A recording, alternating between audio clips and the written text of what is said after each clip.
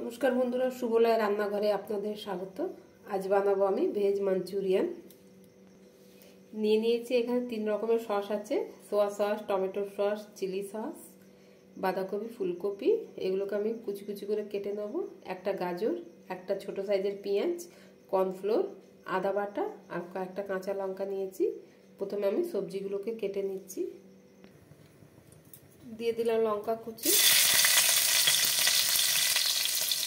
আমি 3টে সস একসাথে দিয়ে দিলাম।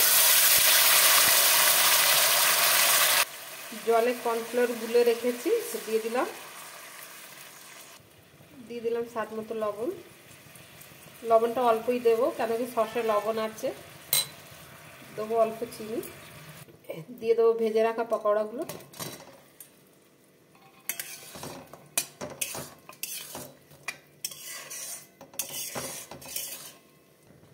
পকোড়াগুলোকে কিছুক্ষণ ফুটতে দেব, তারপরে আমি নামিয়ে নেব। আমার ভেজ মাঞ্চুরিয়ান রেডি হয়ে গেছে বন্ধুরা। আমি অন্য একটা পাত্রে ঢেলে নেব। আমার ভেজ মাঞ্চুরিয়ান রেডি হয়ে গেছে বন্ধুরা। যদি আপনাদের আমার এই ভিডিওটা ভালো লেগে থাকে তাহলে লাইক, কমেন্ট, সাবস্ক্রাইব অবশ্যই করবেন। ধন্যবাদ।